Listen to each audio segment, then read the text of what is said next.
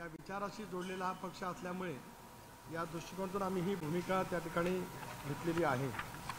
यामध्ये प्रामुख्याने 12 तारखेला गेटवे ऑफ इंडिया इथे संध्याकाळी 6 वाजता आम्ही शिवछत्रपतींना मानवंदना करून शिवरायांच्या रयतेत राज्य या संकल्पेतून राज्य चालवण्याची प्रेरणा जी का आज आत्तापर्यंत आम्ही सारेजण घेत आलो ती प्रामुख्याने जनतेसमोर मांडणं हा त्याच्या पाठीमागचा उद्देश आहे।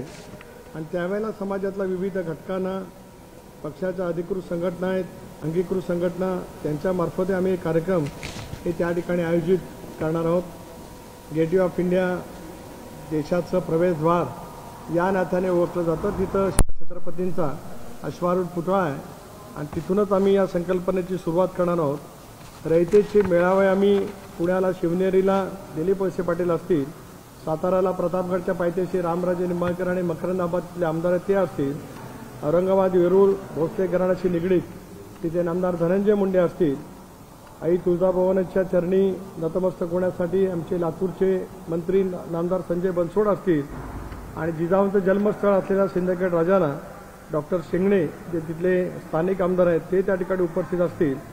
दिंडोरीमध्ये रामशेत किल्ला तिथे नामदार भुजबळ साहेब आणि नरहरी झिरवा हे त्या ठिकाणी उपस्थित राहणार आहेत।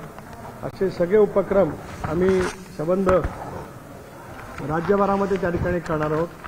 त्याच्या पूर्व तयारीसाठी आज आम्ही अजितदादांच्या उपस्थितीमध्ये एक झूम मीटिंग त्या ठिकाणी घेतलेली आहे आणि आमची जी काय जागर यात्रा सुरू होणार आहे स्वराज्याची त्याचाही मार्ग आम्ही निश्चित केला आणि 19 तारखेला शिवजयंतीच्या दिवशी रायगड किल्ल्यावरती, कारण शिवनेरीला त्या दिवशी शिवजयंतीचा महोत्सव असतो, माझी माहिती आहे की कदाचित। आणि यानंतर आपण पाहणार आहोत 25 मिनिटं 50 बातम्या।